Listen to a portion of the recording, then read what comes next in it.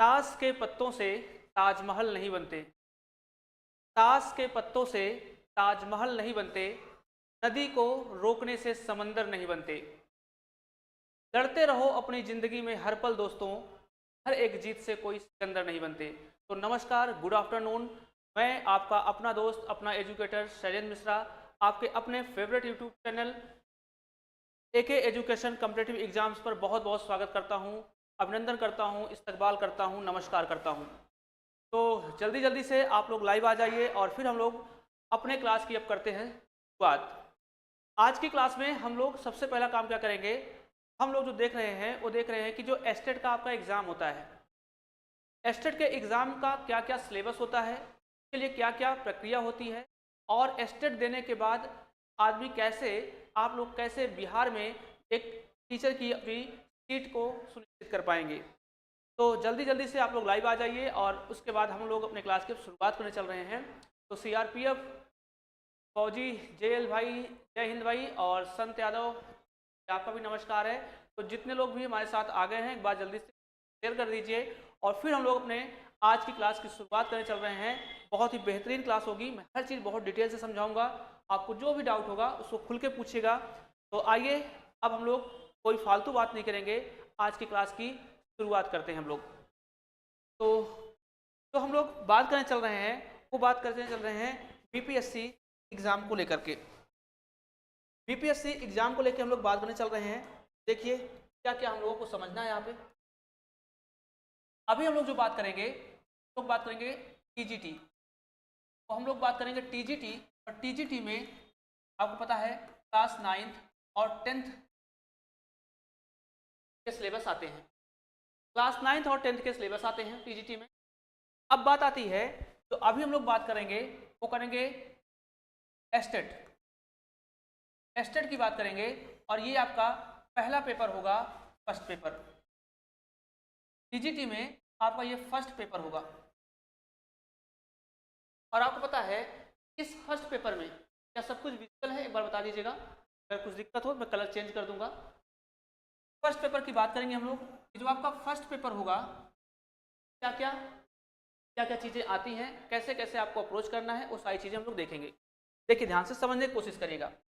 अगर आपको बिहार में टीचर की नौकरी चाहिए और बिहार में अगर आपको एक सीट अपनी सुनिश्चित करनी है, तो आपको किस प्रक्रिया से गुजरना पड़ेगा, कैसे कैसे क्या क्या उसकी प्रक्रियाएं होती हैं, वो सारी चीज़ें मैं डिस्कस करता हूँ। पहला चीज़ याद रखिएगा, अगर आपको बीपीएससी के थ्रू टीचर की एक सीट चाहिए, तो आपको क्या करना है, ध्यान सुनिएगा। आपको एक एग्जाम देना पड़ेगा एस्टेट का, एक एग्जाम देना पड़ेगा एस्टेट का। और एस्टेट में क्या होता है, ध्यान सुनिएगा। अगर आपकी क्वालिफिकेशन ग्रेजुएशन है, अगर आपकी क्वालिफिकेशन ग्रेजुएशन है, प्लस अगर आप बीएड हैं, तब आप एस्टेट के एग्जाम में अपीयर हो सकते हैं। क्वालिफिकेशन में क्या है, आपका ग्रेजुएशन होना चाहिए प्लस बीएड होना चाहिए। चलिए कलर में चेंज कर ले रहा हूँ। क्वालिफिकेशन में ग्रेजुएशन होना चाहिए, बीएड होना चाहिए, तब आप जाकर के एस्टेट के एग्जाम में अपीयर हो जाएंगे। अब बात आती है कि जैसे हम लोग मैथ्स की बात कर रहे हैं, तो मैथ्स में याद रखना, आपने जो ग्रेजुएशन किया हुआ है, इस ग्रेजुएशन में आपका मैथ तो होना ही होना चाहिए, साथ में आपका साइंस होना चाहिए। साइंस में कोई सा भी सब्जेक्ट हो सकता है, आप मतलब फिजिक्स हो, केमिस्ट्री हो, बायोलॉजी हो, कुछ भी हो, साइंस वर्ग होना चाहिए आपका। तब आप ग्रेजुएशन में अगर आपका मैथ है प्लस कॉम्बिनेशन है आपका साइंस की सब्जेक्ट का, तब आप जाकर के एस्टेट वाला एग्जाम दे सकते हैं। यहाँ तक मेरे ख्याल से बातें क्लियर हो गई होंगी कि ग्रेजुएशन होना चाहिए, ग्रेजुएशन के साथ आपका बीएड होना चाहिए, लेकिन ग्रेजुएशन में आपका मैथ के साथ साइंस का कॉम्बिनेशन होना चाहिए, तब आप जाकर के एस्टेट के एग्जाम में अपीयर हो जाएंगे। एक दिक्कत यहाँ पे आती है, कुछ बीटेक वाले लोग भी होते हैं, बीटेक वाले लोग बोलते हैं कि क्या हम भी पेपर दे पाएंगे, नहीं दे पाएंगे। बीटेक वाले लोगों के लिए भी यही प्रक्रिया है। आप जब ग्रेजुएशन बीटेक कर रहे हो, जब आप बीटेक कर रहे हैं, जब आप बीटेक कर रहे हैं तो बीटेक में भी क्या होता है, आप फर्स्ट ईयर में मैथ्स पढ़ते हैं और साइंस पढ़ते हैं। अगर आपका मैथ्स के साथ साइंस का कॉम्बिनेशन है तब प्लस आपका बीएड है, तब आप एस्टेट के एग्ज़ाम में अपीयर हो जाएंगे।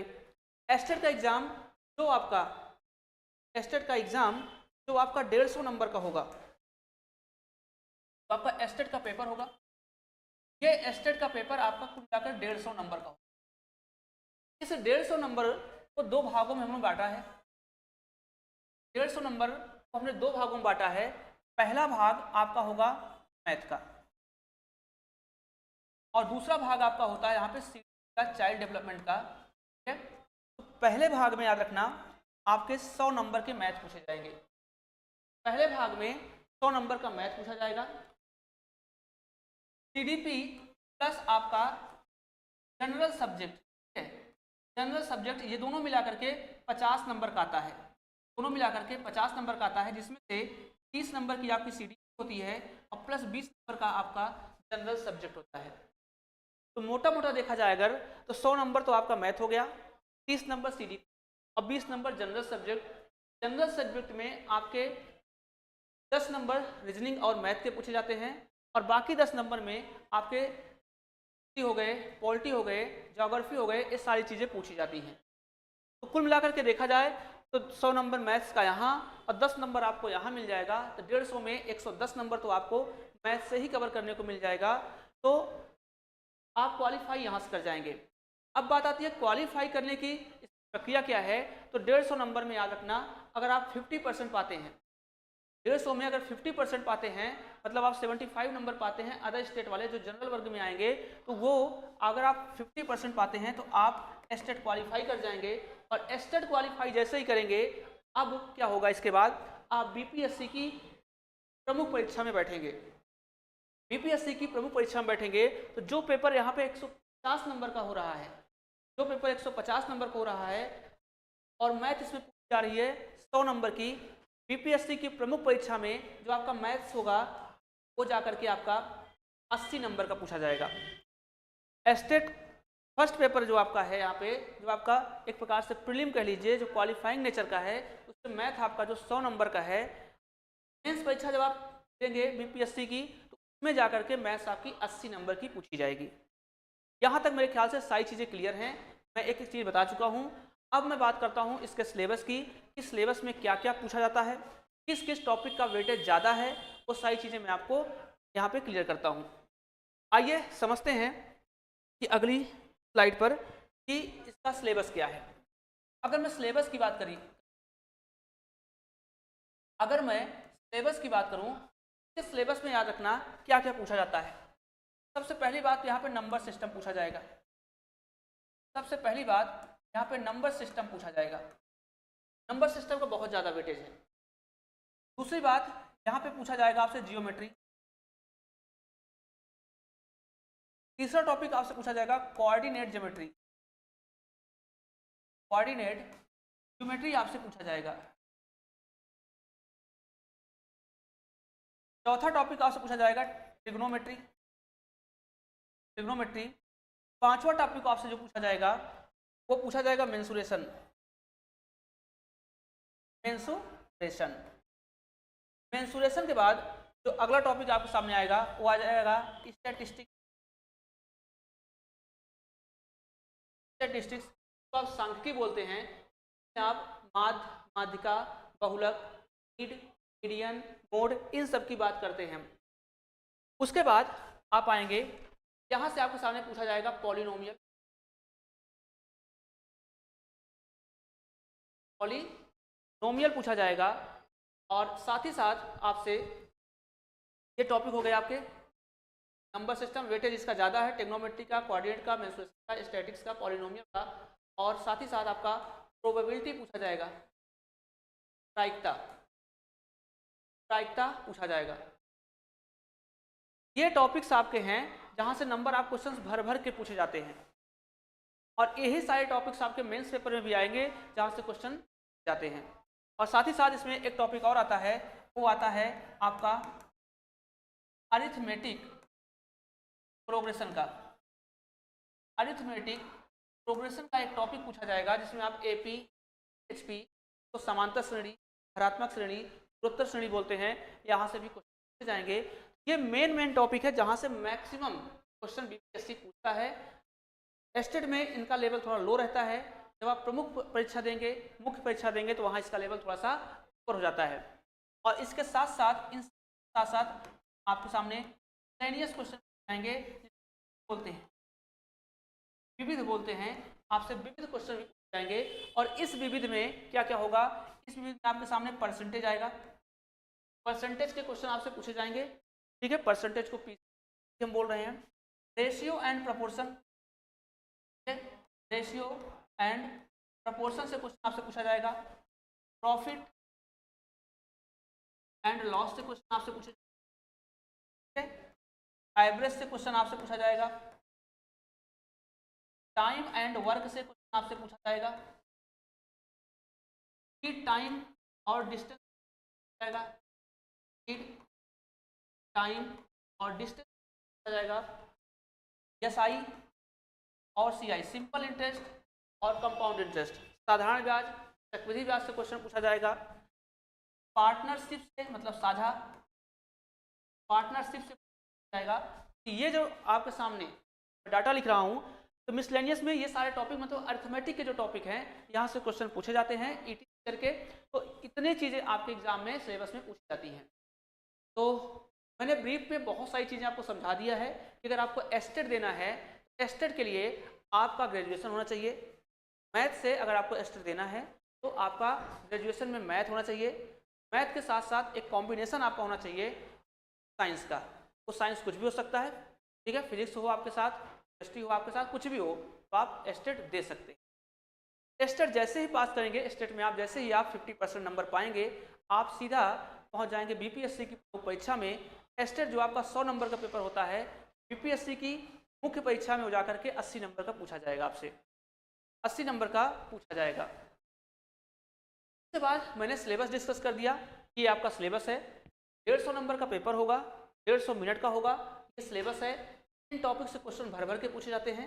ये मिसलेनियस टॉपिक है, पढ़ना इनको भी है, तो ज़्यादा फोकस हम लोग इसको करेंगे क्योंकि यहाँ से क्वेश्चन ज़्यादा पूछे जाते हैं।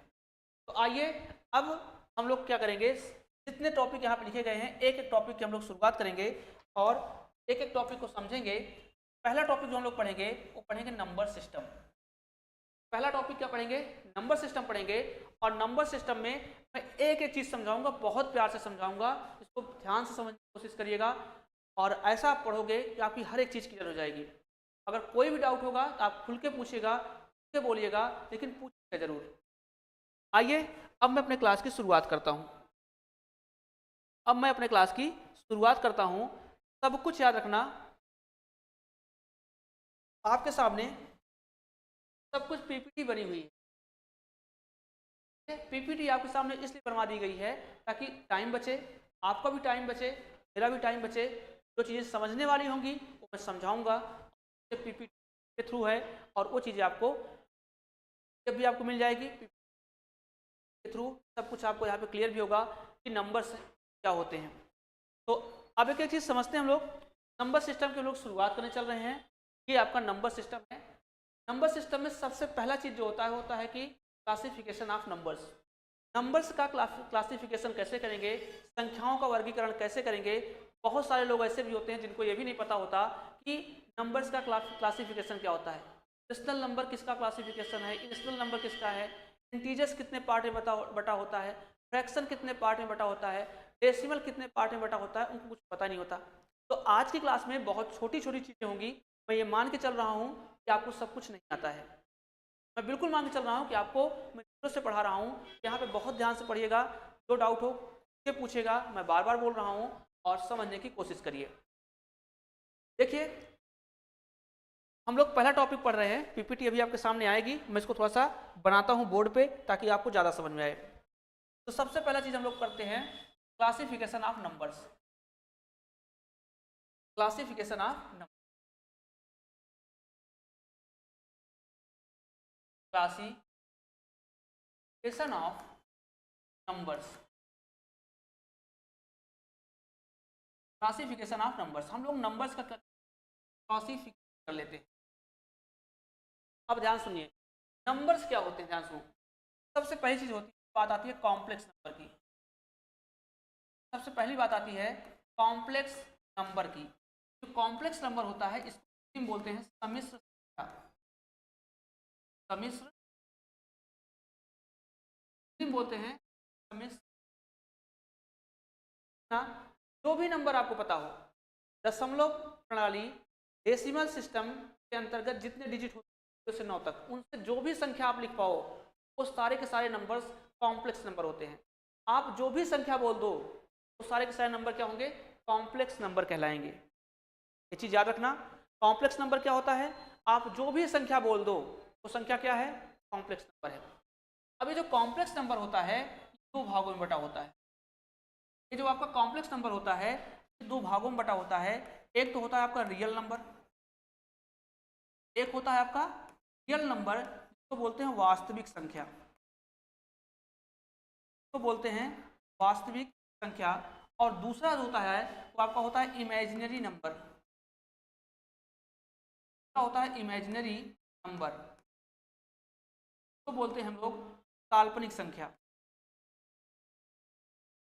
तो बोलते हैं हम लोग काल्पनिक संख्या।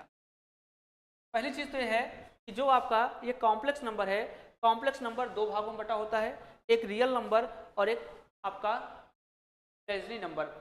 अब बात आती है सर ये रियल नंबर क्या है और इमेजिनरी नंबर क्या है, डिटेल में समझाता हूँ, समझने की कोशिश करिएगा। रियल नंबर क्या है ध्यान से समझना। जैसे मान लो एक आपकी क्या है, संख्या रेखा है, ये आपकी क्या है, संख्या रेखा है, और आपको पता है संख्या रेखा में बीच क्या होता है, इस जीरो से दाहिने साइड जो वैल्यू लिखी जाती है तो 1 लिखी जाती है, जाती है 4 लिखी जाती है, एंड सो ऑन करते करते कहाँ तक जाता है। और इस जीरो से लेफ्ट साइड में सारी संख्याएं माइनस लिखी जाती है, -1, -2, -3, -4 और एंड सो ऑन करते जाएंगे माइनस तक होता है। इस संख्या रेखा पे जितने भी नंबर्स लिखे गए हैं, इस संख्या रेखा पे जितने भी नंबर्स लिखे गए हैं, इस सारे के सारे नंबर क्या हैं, रियल नंबर होंगे। ये सारे के सारे नंबर रियल नंबर होंगे। और रियल नंबर देखो जीरो है, जीरो से राइट साइड में आप जाएंगे तो संख्याएं धनात्मक होती हैं, जीरो से लेफ्ट साइड में जाएंगे संख्याएं आपकी ऋणात्मक होती हैं। ये जो धनात्मक संख्याएं हैं, जो ऋणात्मक संख्याएं हैं, इसको कहा जाता है इंटीजर, इसको कहा जाता है पूर्णांक। मतलब ये जो ये लिखे गए हैं ये क्या हैं, ये पूर्णांक हैं। और कैसे पूर्णांक हैं, धनात्मक हैं, इसको कहा जाएगा पॉजिटिव इंटीजर या पॉजिटिव पूर्णांक। और जो इधर के नंबर हैं ये निगेटिव हैं, तो इसको कहा जाएगा निगेटिव इंटीजर यानी कि निगेटिव पूर्णांक, ऋणात्मक पूर्णांक। तो एक चीज तो आपके दिमाग में आ गया होगा कि जो पूर्णांक होते हैं हमारे पास, ये पूर्णांक दो तरह के होते हैं, एक तो धनात्मक पूर्णांक होते हैं और एक ऋणात्मक पूर्णांक होते हैं। एक धनात्मक पूर्णांक, एक ऋणात्मक पूर्णांक, दो तरह के अपने पास पूर्णांक होंगे, दो तरह के इंटीजर्स होंगे। यहाँ तक मेरे ख्याल से आपको क्लियर है। तो इतनी बातें अगर क्लियर हैं, अब यहाँ से कुछ क्वेश्चंस बनते हैं, वो चीज़ याद रखना। क्वेश्चन आपका ये बनेगा कि सबसे बड़ा, क्वेश्चन बनेगा सबसे बड़ा वास्तविक, सबसे बड़ी वास्तविक संख्या कौन सी होती है, सबसे बड़ी, क्योंकि जीरो से इस साइड जाएंगे धनात्मक संख्या जाएगी। आपसे पूछेगा लार्जेस्ट रियल नंबर कौन सा होता है, ठीक है, आपसे पूछेगा लार्जेस्ट रियल नंबर क्या होता है, ठीक है, सबसे बड़ी वास्तविक संख्या क्या होती है, तो आप बोलोगे सबसे बड़ी वास्तविक संख्या होती है क्या, प्लस इन्फिनिटी। भाई एक से बढ़ेंगे, 1 2 3 4 कहाँ तक जाएंगे, इन्फिनिटी तक जाएंगे, तो लार्जेस्ट आपका वास्तविक संख्या क्या होगा, ये आपका इन्फिनिटी हो जाएगा। अगर आपसे पूछेगा कि स्मॉलेस्ट, अगर आपसे पूछा कि सबसे छोटा, ये आपसे पूछेगा, एक मिनट वेट करिएगा।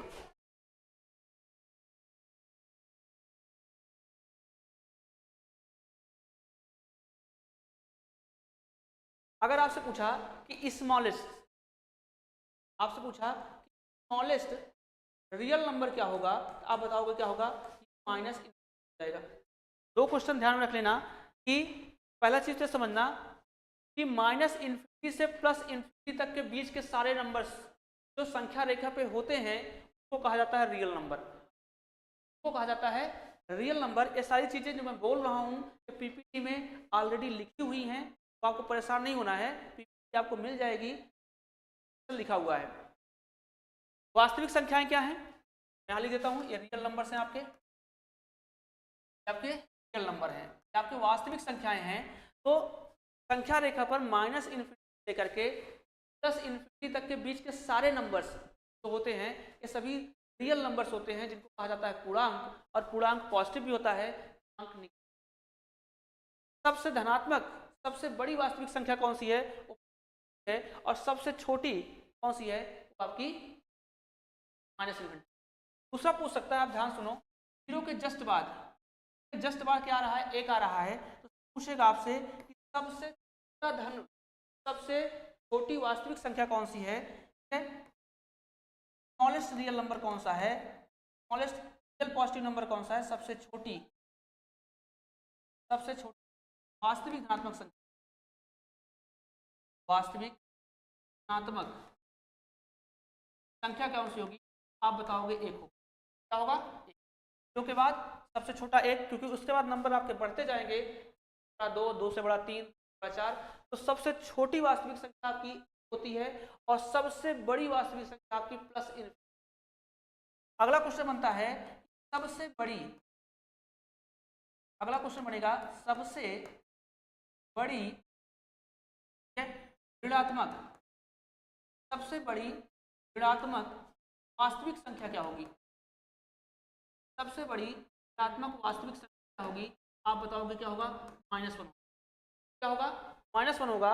यहाँ देखो 0 के जस्ट बाद -1 आ रहा है, और -1 सबसे बड़ी वास्तविक संख्या होगी ऋणात्मक में, क्योंकि माइनस की वैल्यू जितनी बड़ी होती है वो छोटी होती है, और माइनस की वैल्यू जितनी बड़ी होती है, ये जो नंबर है आपका -1 जस्ट बाद, ये सबसे बड़ा वास्तविक संख्या है। तो सबसे बड़ी ऋणात्मक वास्तविक संख्या कौन सी है, -1। सबसे छोटी धनात्मक संख्या कौन सी है, तो आपका +1। सबसे बड़ी वास्तविक संख्या कौन सी है, प्लस इन्फिनिटी। सबसे छोटी वास्तविक संख्या कौन सी है, ठीक है, तो बताओगे -इन्फिनिटी। इतनी बातें मेरे ख्याल से आपको क्लियर होंगी। ये सारे क्वेश्चन बनते हैं, ये सारे क्वेश्चन पेपर में आते हैं, तो बहुत ध्यान समझना, एक एक चीज़ एक्सप्लेन कर रहा हूँ, अच्छे से समझने की कोशिश करिएगा। दूसरी चीज़ होती है कि जैसे रियल नंबर्स हैं, ये 0 है और 1 है, जैसे ये 0 है 1 है, भाई ये रियल नंबर्स हैं। मैं कहूँ कि 2 वास्तविक संख्याएं, रियल नंबर क्या होंगे, नंबर लाइन पर संख्या रेखा पर जितनी संख्याओं को आप दर्शा सकते हैं वो सारी संख्याएं क्या कहलाती हैं, सारी संख्याएं रियल नंबर। भाई 1 क्या है, रियल नंबर है, 2 क्या है, रियल नंबर है। तो मैं आपसे बोलूँ क्वेश्चन क्या बनेगा कि 2 वास्तविक संख्याओं के बीच, बहुत ध्यान सुनना, 2 वास्तविक संख्याओं के बीच कुल कितनी वास्तविक संख्याएं पाई जाएंगी, 2 वास्तविक संख्याओं के बीच कितनी वास्तविक संख्याएं पाई जाएंगी, तो आप बोलोगे अनंत, ठीक, आप बोलोगे अनंत। कोई भी 2 वास्तविक संख्या ले लो, 2 वास्तविक संख्याओं के बीच, 2 वास्तविक संख्याओं के बीच अनंत, ठीक है, तो वास्तविक संख्याओं के बीच अनंत वास्तविक संख्याएं, अनंत वास्तविक संख्याएं प्राप्त होंगी। कोई भी 2 रियल नंबर ले लो, सब फैक्ट हैं, आपको आना चाहिए। कोई भी 2 रियल नंबर ले लो, कोई नंबर ले लो, चाहे जिसके बीच में आप चाहे, ठीक है, 4 ले लो, 2, 3 ले लो, 4 ले लो, कोई सा भी 2 नंबर ले लो, -1 ले लो, -2 ले लो, इनके बीच में संख्याएं कुल मिला के अनंत वास्तविक संख्याएं पाई जाएंगी। ये क्वेश्चन सीधा पेपर में पूछता है, 2 वास्तविक संख्याओं के बीच में कितनी वास्तविक संख्याएं पाई जाती हैं, तो होता है आपका क्या, अनंत वास्तविक संख्याएं। आपको यहाँ तक मेरे ख्याल से क्लियर होगा, आपने समझ लिया होगा कि रियल नंबर्स क्या होते हैं। मेरे ख्याल से यहाँ तक अगर बातें क्लियर हैं, अब मैं बढ़ता हूँ आगे और आपको आगे समझाने की कोशिश करता हूँ कि रियल नंबर के बाद मुझे और क्या समझना है। आइए समझाता हूँ, ये सारी चीज़ें यहाँ पे लिखी गई हैं, तो आपको परेशान नहीं होना है, पीपीटी में जब आप आओगे तो पीपीटी में हर एक चीज़ लिखा गया है कि रियल नंबर क्या होता है, सब कुछ, आपको परेशान बिल्कुल नहीं होना है। तो यहाँ ये हमने क्या देखा, कॉम्प्लेक्स नंबर दो भागों में बटा होता है, एक रियल नंबर और एक इमेजिनरी नंबर। रियल नंबर को हमने पूरा आपको एक्सप्लेन कर दिया कि एक संख्या रेखा पर किसी भी संख्याओं को आप दर्शा सकते हो, वो आपके क्या होते हैं, रियल नंबर्स होते हैं। रियल नंबर को जब आप दर्शाओगे तो उसमें पॉजिटिव नंबर्स आएंगे, कुछ नेगेटिव आएंगे, तो उनको कहा जाएगा इंटीजर। तो पॉजिटिव इंटीजर भी होते हैं और निगेटिव इंटीजर भी होते हैं। तो रियल नंबर होते हैं आपके, वो पॉजिटिव भी होते हैं, निगेटिव, और इंटीजर भी साथ साथ आपके पॉजिटिव होंगे, निगेटिव होंगे। जीरो से दाहिने ओर के सारे अंक आपके क्या होते हैं, पॉजिटिव इंटीजर होते हैं, और जीरो से लेफ्ट साइड के सारे अंक क्या होते हैं, आपके निगेटिव इंटीजर होते हैं। इसकी बात हो गई। अब बात आती है कि आपके इमेजिनरी नंबर क्या होते हैं। इमेजिनरी नंबर क्या होते हैं, तो याद रखना, इमेजिनरी नंबर क्या होते हैं, आप जिस नंबर को संख्या रेखा पे नहीं दर्शा सकते, आप जिस नंबर को संख्या रेखा पे नहीं दर्शा सकते, उन्हें कहा जाता है इमेजिनरी नंबर। ठीक है, उन्हें क्या कहा जाएगा, उन्हें कहा जाएगा इमेजिनरी नंबर। जैसे मान लीजिए मैं आपसे बोलूं तो रूट के अंदर -11, रूट के अंदर -11 को क्या आप संख्या रेखा पे दिखा लोगे, क्या नहीं दिखा पाओगे, तो क्या है, इमेजिनरी। मैं आपसे कहूँ बताओ रूट के अंदर -13 तो दिखा दोगे, नहीं दिखा पाओगे। रूट के अंदर -17 क्या इसको आप दिखा दोगे, नहीं दिखा पाओगे। कहने का मतलब क्या है यहाँ पे मेरा, कि ऐसी संख्याएं जिनका वर्गमूल ऋणात्मक हो, ऐसी संख्याएं जिनका वर्गमूल ऋणात्मक हो, वो सारी संख्याएं क्या कहलाती हैं, वो सारी संख्याएं काल्पनिक कहलाती हैं। वो सारी संख्याएं इमेजिनरी नंबर होते हैं, वो काल्पनिक नंबर होते हैं, और इनको संख्या रेखा पे नहीं दिखाया जा सकता। तो संख्या रेखा पर नहीं दिखाया जा सकता, तो इनको कहा जाता है काल्पनिक इमेजिनरी नंबर, जिनको आप नंबर लाइन पे शो ना कर पाए। यहाँ तक बातें मेरे ख्याल से क्लियर हैं आपको, और अगर क्लियर हैं तो अब मैं आपको दिखाता हूँ रियल नंबर के कितने पार्ट होते हैं। आइए अब थोड़ा सा समझते हैं रियल नंबर के कितने पार्ट होते हैं। देखिए अब ध्यान सुनिएगा, अभी आपने देखा कि कॉम्प्लेक्स नंबर जो था दो भागों में बटा, वास्तविक और काल्पनिक में। अब ये जो वास्तविक नंबर होगा ये भी दो भागों में बढ़ जाएगा। ये वास्तविक नंबर जो होता है ये भी आपका क्या होता है, ये आपका दो भागों में बढ़ जाएगा। कौन कौन सा, देखो मैं ग्राफ के थ्रू समझाता हूँ आपको। कॉम्प्लेक्स नंबर दो भागों में, रियल और इमेजिनरी। रियल को हमने एक्सप्लेन किया, इमेजिनरी को एक्सप्लेन किया। अब बात आती है कि जो वास्तविक नंबर होता है, ये वास्तविक नंबर दो भागों में बढ़ जाता है। एक तो होता है रेशनल नंबर, एक होता है रेशनल नंबर जिसको बोलते हैं परिमेय संख्या, जिसको बोलते हैं परिमेय संख्या, और दूसरा होता है इरेशनल नंबर। रेशनल नंबर बोलते हैं अपरिमेय, तो बोलते हैं अपरिमेय। अब बात आती है सर ये रेशनल नंबर क्या है और इरेशनल नंबर क्या है, इसको एक्सप्लेन थोड़ा कीजिए। तो आइए अब मैं आपको सिखाता हूँ कि तो एक्सप्लेन कैसे करेंगे, हम लोग कैसे जानेंगे कौन सी संख्या मेरी रेशनल है, परिमेय संख्या है, कौन सी संख्या मेरी इरेशनल है, अपरिमेय संख्या है। इसको भी जानने का एक तरीका होता है, कैसे जानेंगे। देखो मैं नंबर्स का क्लासिफिकेशन कर रहा हूँ, फिर अक्सर लोग क्या करते हैं, क्या आते हैं परिमेय संख्या क्या होती है, अपरिमेय संख्या क्या होती है, उसको पढ़ाना शुरू कर देते हैं। एक एक चीज़ को एक्सप्लेन कर रहा हूँ कि क्लासिफिकेशन कर रहा हूँ कि नंबर दो भागों में बटा है, फिर से दो भागों में बटा है। जब आप नंबर्स के बारे में जान जाएंगे तो आपको बहुत सारी चीज़ें वैसे याद हो जाएंगी और क्वेश्चन करना आसान हो जाएगा। देखिए परिमेय संख्या के बारे में हम लोग जानेंगे कि क्या होता है रेशनल नंबर, क्या होता है रेशनल नंबर। एक एक चीज़ हम लोग समझते हैं। देखिए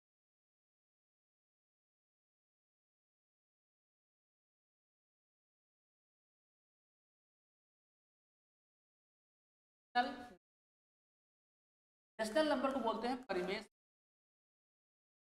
बोलते हैं परिमेय। अब क्या होता है परिमेय संख्या, परिमेय संख्या होने की कुछ कंडीशन होती है। पहली कंडीशन क्या होती है, यदि दी गई संख्या आपकी अपान क्यू के फॉर्म में हो, यदि यदि दी गई संख्या p अपान क्यू के रूप में, क्यू के रूप में या से पी अपॉन क्यू के रूप में लिखा जा सके, या उसे पी अपॉन क्यू के लिखा जा सके, वह संख्या क्या होगी? वह संख्या परिमेय संख्या। पहली कंडीशन क्या है? पी अपॉन क्यू के रूप में हो या उसे पी अपॉन क्यू के रूप में लिखा जा सके। जैसे कहने का मतलब मेरा है, मान लो मैंने लिखा 3/4, ये पी अपॉन क्यू के रूप में है ऑलरेडी। जैसे मान लो मैंने कहा 7/12, ये p upon q x upon y अंश बटे फॉर्म में है। या कह रहा है कि उसको पी अपॉन क्यू के रूप में लिखा जा सके। मान लो मैंने केवल लिख दिया, कहा 8, अब 8 है तो क्या मैं 8 को 8/1 क्या? 8 तो केवल सिंगल था, हमने क्या उसको पी अपॉन क्यू के फॉर्म में बना दिया, क्या बन गया? मान लो मेरे सामने आ गया 13, केवल 13 है, 13 को मैं पी अपॉन क्यू के फॉर्म में या तो लिखा हुआ मिल जाए या फिर इसको लिख दूं, मतलब इसको 13 अपॉन कर दूं, क्या ये भी अपॉन क्यू के फॉर्म में बन गया? अपॉन क्यू के फॉर्म में बन गया, इसका मतलब क्या होगा? एक परिमेय संख्या होगी। लेकिन इसकी कुछ और भी कंडीशन होती हैं, उसको समझिए। और भी कंडीशन होती है, कैसे समझिए? देखिए, दूसरी कंडीशन होती है यहाँ पे, क्यू जो है डज नॉट इक्वल टू 0 होना चाहिए।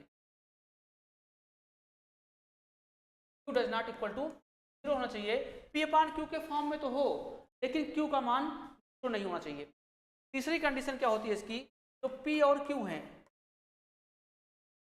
दोनों पूर्णांक होने चाहिए। दोनों पूर्णांक, पूर्णांक मतलब क्या? इंटीजर। पूर्णांक मतलब पी और क्यू दोनों क्या होने चाहिए? इंटीजर होने चाहिए, इंटीजर होने चाहिए। अभी आपने देखा था थोड़ी देर पहले, इंटीजर क्या होते हैं? इंटीजर पॉजिटिव भी होता है और इंटीजर निगेटिव भी होता है। अभी थोड़ी देर पहले मैंने एक्सप्लेन किया है कि इंटीजर आपका पॉजिटिव भी होता है और इंटीजर आपका निगेटिव भी होता है। देखो, 0 के इस साइड के नंबर जो है +1 +2 +3, ये भी इंटीजर है, एक पॉजिटिव इंटीजर है। 0 के इस साइड के नंबर -1 -2 क्या है? इंटीजर है, ये भी निगेटिव इंटीजर है। इंटीजर आपके पॉजिटिव भी हो सकते हैं, इंटीजर आपके निगेटिव भी हो सकते हैं। ये बातें मैंने अभी थोड़ी देर पहले आपको बताई है। यहाँ ये 3 कंडीशन, अगर कोई संख्या आपकी रेशनल नंबर है, कोई संख्या आपकी परिमेय संख्या है, 3 कंडीशन होती है। अगर इस तीनों कंडीशन को कोई फॉलो करेगा तो संख्याएं आपकी रेशनल नंबर कहलाएंगी। तो अब जैसे मान लीजिए मैं आपसे बोलूं, बहुत ध्यान सुनिएगा, समझिएगा, मैं आपको कुछ चीज़ें बताता हूं। देखिए, जैसे मान लीजिए अब मैं आपसे बोलूं, बताओ, मैं आपसे बोलूं, आपको बताना है rational number, which one is a rational number, कौन सी संख्याएं परिमेय हैं। ठीक है, जैसे मान लीजिए मैंने पूछता हूँ 11/30, मैंने आपसे बोला क्या ये नंबर परिमेय है, क्या रेशनल नंबर है क्या? तो आप कहोगे जी सर, नंबर की 3 कंडीशन होती है। पहली कंडीशन, क्या ये पी अपॉन क्यू के फॉर्म में है? क्या ये पी अपॉन क्यू के फॉर्म में है? हाँ बिल्कुल है। दूसरी condition, q does not equal to 0 होना चाहिए। Q does not equal to 0 मतलब जो क्यू है नीचे का नंबर है, ये 0 नहीं होना चाहिए। 0 के अलावा कोई भी नंबर हो सकता है, लेकिन 0 नहीं होना चाहिए। जी हाँ बिल्कुल सही है, 0 नहीं है, 13 है। 2 कंडीशन। तीसरी कंडीशन क्या है कि दोनों के दोनों नंबर इंटीजर होने चाहिए। तो इंटीजर मतलब जब आप नंबर लाइन देख रहे थे, नंबर लाइन में 1 2 4 5 6 लिखे गए थे। रूट वाले नंबर इंटीजर नहीं होते हैं, याद रखना। रूट वाले नंबर इंटीजर नहीं होते हैं, क्योंकि आप जो नंबर लाइन पर उनको दर्शा रहे हो, अभी थोड़ी देर पहले जब मैंने नंबर लाइन पर दर्शाया था चीज़ों को, तो देखो यहाँ पे क्या कोई भी नंबर रूट में आया है? क्या आया है? रूट में नहीं आएगा तो यहाँ के नंबर जो होंगे आपके, ये आपके इंटीजर होंगे। अगर रूट वाले नंबर आ जाएंगे तो वो इंटीजर नहीं कहलाएंगे। तो ये दोनों क्या है? इंटीजर है। इसका मतलब क्या है? इसका मतलब ये हुआ कि सारी बातें क्लियर हैं। इसका मतलब हुआ कि तीनों कंडीशन को ये फॉलो कर रहा है। अगर तीनों को फॉलो कर रहा है तो क्या होगा? ये रेशनल नंबर कहलाएगा। ये मान लो मैंने कहा बताओ 17, कहा 17 क्या रेशनल नंबर है, परिमेय संख्या है? तो आप कहोगे जी सर बिल्कुल है, क्योंकि 17 तो कोई दिक्कत नहीं, तो मैं 17 को 17/1 लिख सकता हूँ। मान क्यू का फॉर्म बन गया। क्यू की वैल्यू 0 भी नहीं है और दोनों के दोनों नंबर क्या है? इंटीजर हैं। इसका मतलब ये भी क्या है? परिमेय संख्या। मान लो मैंने कहा भाई बताओ -3/5 क्या ये परिमेय संख्या है क्या? आप तुरंत कहोगे अभी माइनस को भूल जाओ, आप 3/5 देखो क्या ये P/Q के फॉर्म में है? जी हाँ, P/Q के फॉर्म में है। चलो अच्छी बात है। Q का मान 0 भी नहीं है, एक बात है। दोनों नंबर क्या है? इंटीजर है। अब इंटीजर पॉजिटिव भी होता है, नेगेटिव भी होता है, तो -3 भी एक इंटीजर है, 5 भी एक इंटीजर है। इसका मतलब परिमेय संख्या की तीनों कंडीशन को ये फॉलो करता है, ये क्या कहलाएगा? ये आपका परिमेय नंबर कहलाएगा, परिमेय संख्या कहलाएगा।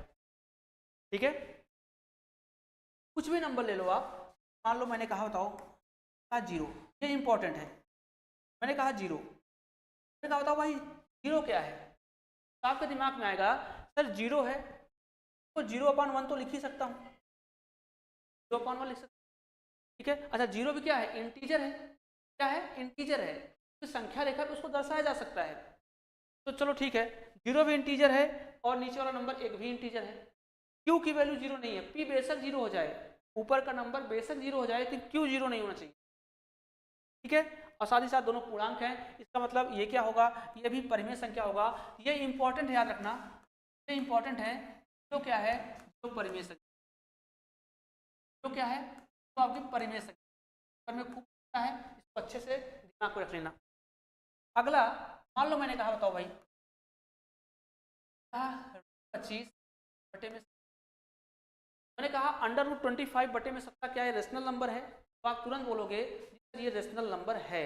क्यों है? ध्यान सुनो, कि √25 जो है, √25 अगर रूट से बाहर निकल रहा है, √25 बाहर निकलेगा तो क्या बन जाएगा? 5 बन जाएगा। 5 बटे कितना बन जाएगा? अब 5 और 17 ये P/Q के फॉर्म में भी आ गए। Q वाले का मान 0 भी नहीं है, और साथ ही साथ दोनों क्या है? इंटीजर है। अगर इंटीजर है तो इसका मतलब ये भी क्या होगा? ये परिमेय संख्या। ये क्या होगी? परिमेय संख्या होगी। जैसे मान लो मैंने कहा 0.7/3 या 5 मान लो, 2.7/5 मैंने कहा क्या ये परिमेय संख्या है? तो आपने तुरंत कहा सर P/Q के फॉर्म में होना चाहिए। इंटीजर नहीं है। इंटीजर क्या होते हैं? नंबर्स आपके होते हैं पॉजिटिव नेगेटिव में। आप यहाँ 10 का मल्टीप्लाई करोगे 27 बनेगा, यहाँ 10 का मल्टीप्लाई करोगे 50 बनेगा। इसको आप लिख सकते हो 27 बटे, हमने इसको P/Q के फॉर्म में लिख दिया। P/Q के फॉर्म में लिख दिया, इसका मतलब वैल्यू 0 भी नहीं है, दोनों पूर्णांक हैं। इसका मतलब ये भी क्या है? परिमेय संख्या है। क्या है? परिमेय संख्या है। तो ऐसे कोई से भी नंबर हों जिनको आप P/Q के फॉर्म में लिख सकते हैं, Q का मान 0 नहीं होना चाहिए, पूर्णांक संख्याएं दोनों होनी चाहिए, तो आपका क्या होगा? आपका रेशनल नंबर होगा। मान लो मैंने कहा बटे में, मैंने कहा बताओ क्या ये रेशनल नंबर है कि नहीं है? क्या ये रेशनल नंबर है, परिमेय संख्या? तो आपका जवाब क्या आएगा? आपका जवाब आएगा सर ये रेशनल नंबर नहीं है, ये रेशनल नंबर नहीं है। क्यों नहीं है? Q का मान 0 नहीं है, ये बात सही है। P/Q के फॉर्म में है, ये भी बात सही है, लेकिन बात है कि P और Q दोनों इंटीजर होने चाहिए। तो इंटीजर है, P जो है इंटीजर नहीं है। रेखा पे अभी थोड़ी पहले मैंने कहीं 17 नहीं लिखा था, हमने कहीं भी √3 नहीं लिखा था, हम पूरा नंबर लिखे थे 1 2 3 4 5 6। तो ये नंबर बाहर निकल के नंबर नहीं बन सकता, ये इंटीजर नहीं है। इसका मतलब ये आपका क्या है? ये आपका परिमेय संख्या नहीं होगा, ये आपका परिमेय संख्या नहीं होगा। जैसे मान लो मैं ऐसे कह दूं बटे में, आप कहोगे सर √29 रहेगा, वर्गमूल नहीं निकाल सकते, आ जाएगा। तो कोई बात नहीं, ये Q है नहीं है, P और Q दोनों पूर्णांक होने चाहिए। पूर्णांक के केस ये इंटीजर नहीं बनेगा, और नहीं बनेगा तो ये आपका रेशनल नंबर परिमेय संख्या, ये आपका रेशनल नंबर परिमेय संख्या नहीं होगी। बताओ यहाँ तक अगर सारी बातें क्लियर हैं तो बताओ। अगर यहाँ तक सारी बातें क्लियर हैं तो अब थोड़ा सा एक चीज़ और समझिएगा, आपको क्या सीखना है। देखिए दूसरे टाइप का जो क्वेश्चन पूछता है, दूसरे टाइप का क्वेश्चन पूछता है कि परिमेय कौन सा है कौन सा नहीं है। वो पूछता है आपका आवर्ती दशमलव से। अभी थोड़ा समझिएगा, एक क्लास के बाद मैं एक्सप्लेन करूंगा कि ये आवर्ती दशमलव होता क्या है। जैसे मान लो मैंने कहा 0.7 और 7 के ऊपर बार लगा दिया, मैंने कहा 0.7 और 7 के ऊपर बार लगा दिया, फिर मैंने पूछा बताओ भाई ये परिमेय संख्या है कि नहीं? ये परिमेय संख्या है कि नहीं, तो इसकी जो वैल्यू होती है याद रखना 7/9 होती है, 7/9। और इस तरह का कोई भी नंबर आएगा वो हमेशा क्या होगा, वो परिमेय संख्या कहलाता है। उसको हम P/Q के रूप में लिख, दोनों इंटीजर हैं और Q की वैल्यू 0। मान लो मैंने कहा 2.13 मैंने कहा इसको बताओ कि इसकी वैल्यू जो आती है 99 आती है। एक क्लास के बाद ये चीज़ें बताऊंगा, लेकिन अभी आपको समझना है कि इस फॉर्मेट का कोई क्वेश्चन आता है, इस तरह का कोई क्वेश्चन दिखेगा आपको, इनके ऊपर 12 लगा होगा, तो आप कहोगे ये क्या है, परिमेय संख्या। क्या है, परिमेय संख्याएं हैं, क्योंकि इसको P/Q के फॉर्म में लिखा जा रहा है। जैसे मान लो मैंने कहा 0.12 ऐसे, तो आप इसको लिख सकते हो 1 2 3, ठीक है। ऊपर 12 उतनी बार 9 लगा दो। जहाँ 13 था लिख लिया, दोनों संख्या के ऊपर बार था 2 बार 9 लिख दिया। यहाँ 0.7 के ऊपर बार था, संख्या के ऊपर बार था वो संख्या लिख लिया, और संख्या के ऊपर बार था उतनी बार 9 लिख दिया। तो ऐसी संख्याएं कभी भी आती हैं तो संख्याएं क्या होती हैं, सारी संख्याएं परिमेय संख्या होती हैं। यहाँ एक पॉइंट आप नोट लगा के लिख दीजिएगा, तो बोलते हैं आवर्ती संख्या। आवर्ती संख्या है, आवर्ती दशमलव संख्याएं परिमेय संख्या होती हैं। परिमेय संख्या ये चीज याद रखना। इस टाइप का कोई सा क्वेश्चन आएगा तो परिमेय संख्या हो जाएगी। कौशल सरोज भाई जय हिंद।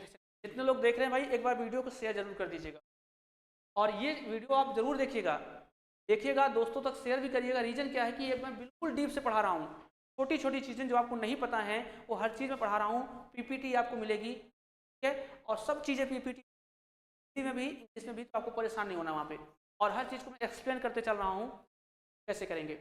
तो सारी की सारी आवर्ती संख्याएं क्या होती हैं, वो सारी आवर्ती संख्याएं परिमेय संख्या कहलाती हैं।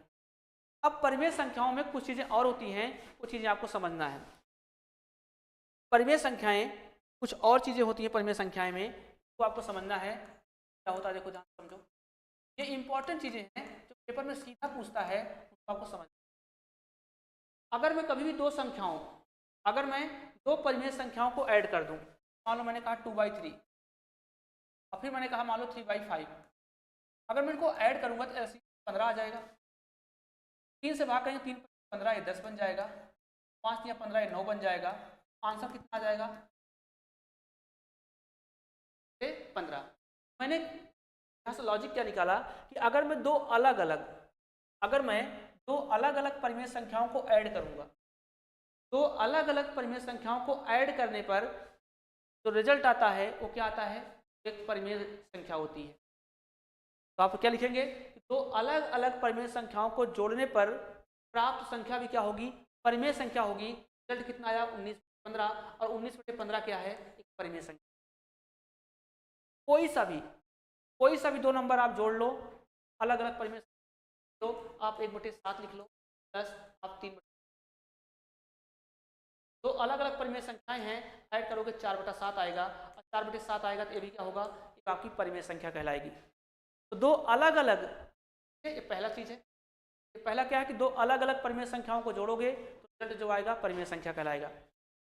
अगर मैं घटाने की बात करूं, मान लो मैंने कहा 5/9 -5/9, अगर दो अलग अलग, ये दूसरा केस है, अगर मैं दो अलग अलग परिमेय संख्याओं को घटाता हूं तो दो अलग अलग परिमेय संख्याओं को घटाने पर जो रिजल्ट मुझे मिलेगा वो भी क्या होगा, एक परिमेय संख्या कहलाएगा। क्या होगा, परिमेय संख्या कहलाएगा।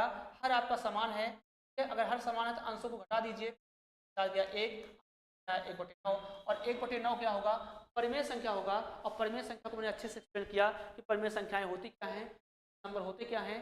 P/Q के फॉर्म में होने चाहिए, Q 0 नहीं होना चाहिए, और दोनों के होने चाहिए। कोई सा भी जो इच्छा कहे आप वो नंबर ले लो, दो अलग अलग परिमेय संख्या ले लो, उनको आप माइनस कर दो, ले लो 7/13 ले लो, -2 ले लो, जो इच्छा कहे 5 ले लो, सिंप्लीफाई कर दो, 65 आ जाएगा, या 65, ये 35 बन जाएगा। 5 से करोगे 13 बार में 35 से 9/35 आएगा, ये भी आपका परिमेय संख्या आएगा। क्या आएगा, परिमेय संख्या 9/35 होगी। तो पहला पॉइंट क्या था?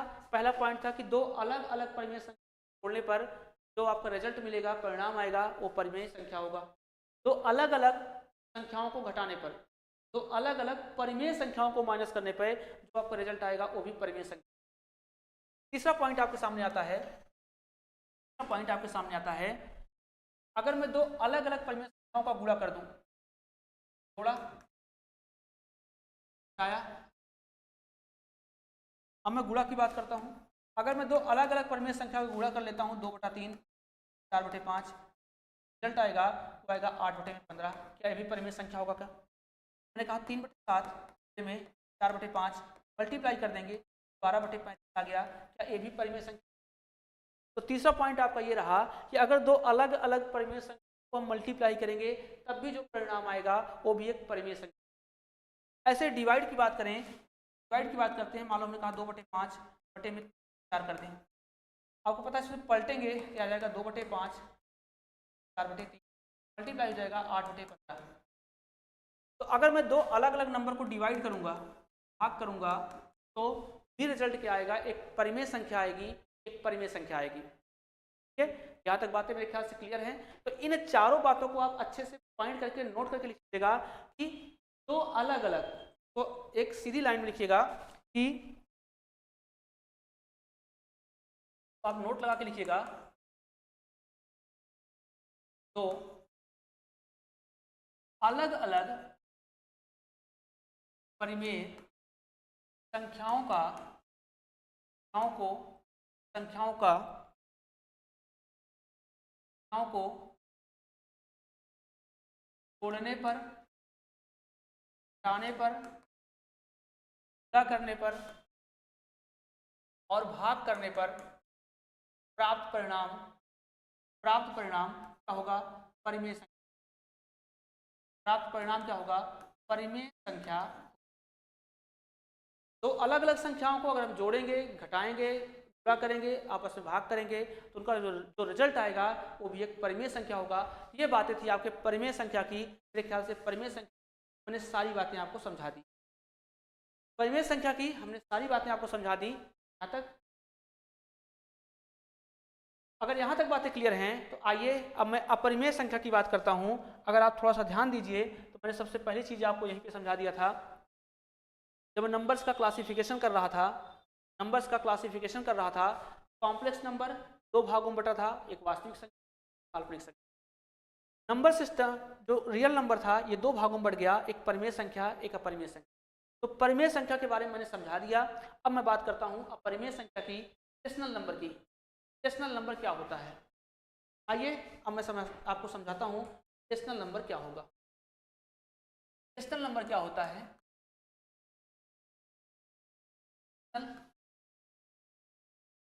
तो बोलते हैं अपरिमेय।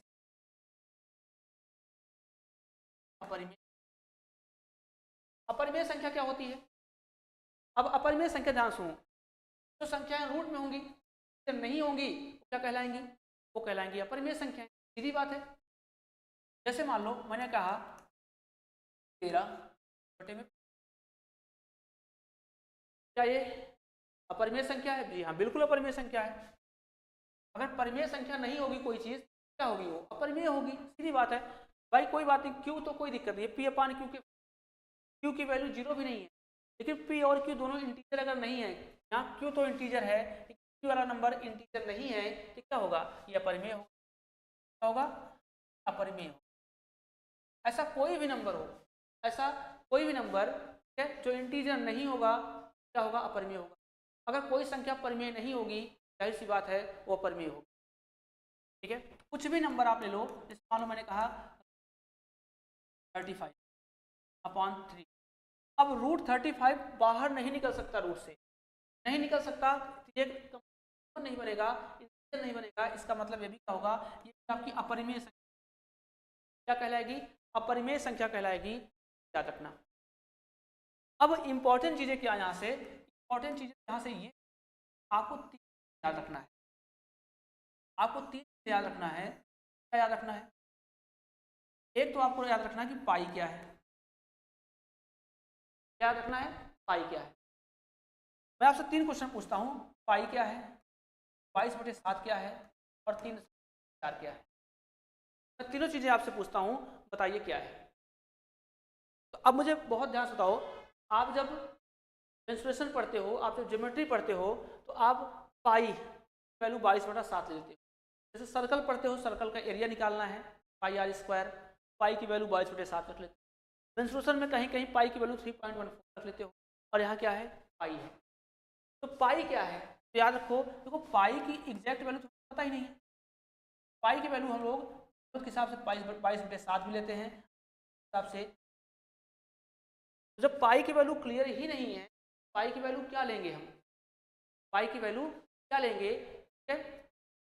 और साथ ही साथ एक चीज़ और याद रखना कि जब हम लोग रेडियन में आते हैं, ठीक है, जब हम लोग टेक्नोमेट्री पढ़ते हैं और टेक्नोमेट्री पर सेक्टर के क्वेश्चन लगाते हैं, ठीक है, तो कोण को प्रदर्शित करने के लिए हम लोग रेडियन का इस्तेमाल करते हैं, और उस केस में पाई की वैल्यू हम लोग 180 डिग्री चलते हैं, तो 80 डिग्री लेके चलते हैं। तो पाई की वैल्यू तो क्लियर ही नहीं है, और जब पाई की वैल्यू क्लियर नहीं है क्या होगा, उस केस में पाई आपका क्या होगा, अपरिमेय होगा।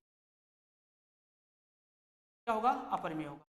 22/7 क्या होगा, परिमेय होगा, क्योंकि ये पूरी परिमेय की प्रॉपर्टी फॉलो कर रहा है, P/Q के फॉर्म में है, तो नहीं है कोई भी नंबर, और दोनों नंबर पूर्णांक हैं। ये क्या होगा, परिमेय होगा। और इसको भी आप P/Q के फॉर्म में लिख सकते हो, 100 से गुणा करोगे, 100 से भाग करोगे, ये P/Q के फॉर्म में पड़ गया, ये क्या होगा, परिमेय होगा। क्या होगा, परिमेय। लेकिन पाई क्या है, पाई एक अपरिमेय है।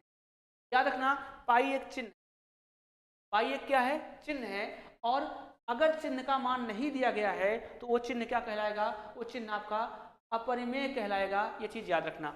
इंपॉर्टेंट क्या है, इंपॉर्टेंट दो चीजें हैं, मैं दोनों चीजें लिखता हूं और समझने की कोशिश करना। यहां से इंपॉर्टेंट ये है आपके लिए, दो क्वेश्चन आपके लिए ज्यादा इंपॉर्टेंट। एक तो पूछेगा जीरो क्या है, तो आपका परिमेय है, और दूसरा पूछेगा पाई क्या है, तो पाई आपका अपरिमेय है। ये दो बातें आप ध्यान में रखिए, ये दो बातें आप ध्यान में रखिए। अगर ये दोनों बातें क्लियर हैं, क्योंकि ये पेपर में बहुत बार पूछता है, तो आप अंडरलाइन कर लेना, नोट कर लेना, और आगे बढ़ते हैं। अब एक पॉइंट आप यहाँ याद रखना, जैसे आपने परिमेय संख्या में देखा था, परिमेय संख्या में अलग अलग चीज़ें थी, तो अलग अलग परिमेय संख्याओं को जोड़ेंगे तो परिमेय संख्या मिलेगा, तो अलग अलग संख्याओं परिमेय संख्याओं को मल्टीप्लाई करेंगे तो नंबर परिमेय संख्या आएगा। तो अलग अलग परिमेय संख्याओं को गुणा करने पर या भाग करने पर भी आपका रिजल्ट एक परिमेय संख्या ही आता है। तो यहाँ आपका आज का आखिरी पॉइंट होगा, देखिएगा, समझिएगा। अगर कभी भी दो अलग अलग इरेशनल नंबर को हम लोग क्या करते हैं, जोड़ते हैं, तो समझना, मान लो हमने एक नंबर लिया रूट का, एक नंबर लिया रूट, हमने दो अलग अलग इरेशनल नंबर को जोड़ेंगे तो हमारा रिजल्ट क्या आएगा, हमारा रिजल्ट आ जाएगा, क्या आएगा, अपरिमेय आ जाएगा। एग्जैक्ट वैल्यू नहीं मिलेगी, नंबर आएगा नहीं, क्या होगा, अपरिमेय आएगा, इरेशनल नंबर आएगा। आपका पॉइंट क्या होगा कि दो अलग अलग अपरिमेय को जोड़ने पर रिजल्ट अपरिमेय आता है।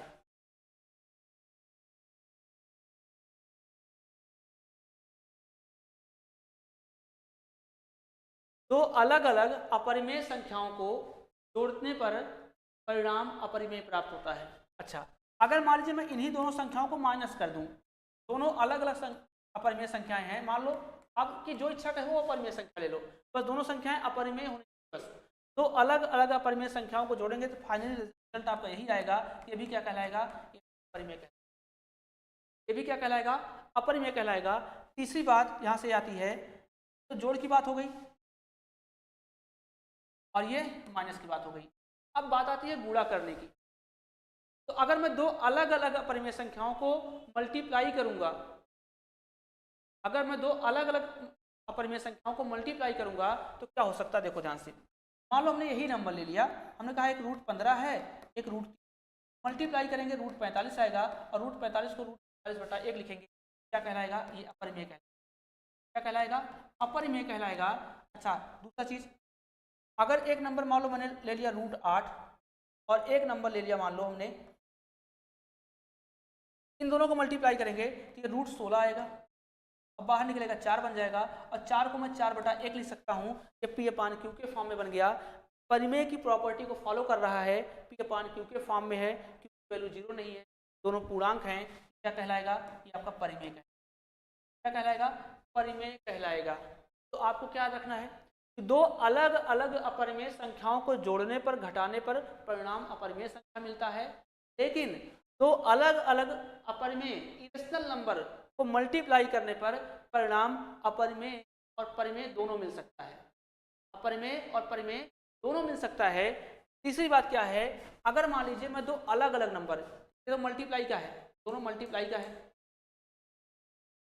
अगर मैं दो अलग अलग नंबर्स को डिवाइड कर दूं, दो अलग अलग नंबर को डिवाइड कर दूं, तब भी रिजल्ट क्या आएगा? अपरिमेय ही आएगा। जैसे मान लो हमने मैं एक ही एग्जांपल लेके चल रहा हूं, ताकि आपको जो इच्छा हो आप वो नंबर ले लो। रूट 15/√3 तो भी आएगा, ये क्या आएगा? ये अपरिमेय क्या आएगा? अपरिमेय आएगा। अगर मैं दो अलग अलग अपरिमेय संख्याओं को डिवाइड करूंगा तो अपरिमेय आएगा। और क्या आ सकता है? मान लो मैंने ये नंबर ले लिया √8/√। अच्छा, इस चीज को कितना लिख सकता हूं मैं? √2 बटे में कितना? √2 लिख सकता हूँ। √2 से कट जाएगा, ये दो को 2/1 लिख सकता हूँ। 2/1 क्या है? ये परिमेय है। ये क्या है? परिमेय। ये क्या है? परिमेय है। तो मेरे ख्याल से आपने यहाँ पे एक बहुत अच्छा लॉजिक सीखा होगा कि अगर मैं दो अलग अलग अपरिमेय संख्याओं को जोड़ूंगा या घटाऊंगा तो मुझे परिणाम मिलेगा अपरिमेय संख्या। लेकिन अगर मैं दो अलग अलग संख्याओं को मल्टीप्लाई करूंगा तो जो रिजल्ट आएगा वो परिमेय अपरिमेय दोनों आ सकता है। और साथ ही साथ अगर मैं दो अलग अलग इरेशनल नंबर परिमेय संख्याओं को डिवाइड करूंगा तब भी रिजल्ट अपरिमेय आएगा या फिर अपरिमेय या फिर परिमेय आएगा। मेरे ख्याल से यहाँ तक की कहानी आपको पूरी क्लियर होनी चाहिए, यहाँ तक का पिक्चर आपको क्लियर होना चाहिए। ये बातें आज मैंने इतना डिस्कस कर लिया है। एसएससी में क्या होता है, क्वालिफिकेशन क्या होनी चाहिए और कैसे आप अपनी एक चीज़ को सुनिश्चित कर सकते हैं, ये बातें मैंने क्लियर कर दिया। फिर नंबर सिस्टम की हमने शुरुआत कर दी और नंबर सिस्टम में मैं नंबर्स के क्लासिफिकेशन को एक्सप्लेन कर रहा हूँ कि कॉम्प्लेक्स नंबर दो भागों में बटा होगा, एक रियल नंबर, एक काल्पनिक नंबर। दोनों को मैंने अच्छे से एक्सप्लेन किया। वास्तविक संख्या जो है दो भागों में बटी होगी, एक रियल नंबर, एक इरेशनल नंबर, एक रेशनल नंबर। तो मैंने रेशनल को की पूरी प्रॉपर्टी आपको समझा दी, मैंने इरेशनल की प्रॉपर्टी आपको समझा दी, ये चीज़ें। अब कल जब हम लोग बात करेंगे वो हम लोग बात करेंगे इसकी, ये जो रियल नंबर है ये आपका रेशनल नंबर जो है ये भी दो भागों में बटेगा, एक इंटीजर में, एक फ्रैक्शन में। इसकी बात हम लोग कल करेंगे। इसके आगे बहुत ही एनर्जेटिक क्लास होने वाली है, बहुत ही अच्छी क्लास होने वाली है। तो जो लोग पहली बार चैनल से जुड़ रहे हैं चैनल को सब्सक्राइब कर लें। वीडियो पसंद आया हो तो वीडियो को ज़रूर लाइक करें और दोस्तों तक ज़रूर शेयर करें, ताकि वो भी अपनी एक सीट कर पाएँ आगामी एग्जाम्स में। तो होप सो ये सेशन आपको बहुत पसंद आया होगा। उम्मीद करता हूँ बहुत सारा प्यार आपको मिलेगा, आपका वीडियो पर मुझे मिलेगा। आज की क्लास में हम लोग इतना ही करेंगे, बाकी हम लोग कल से फिर मिलेंगे इसी टाइम पर। तब तक के लिए थैंक यू। जय हिंद, जय भारत।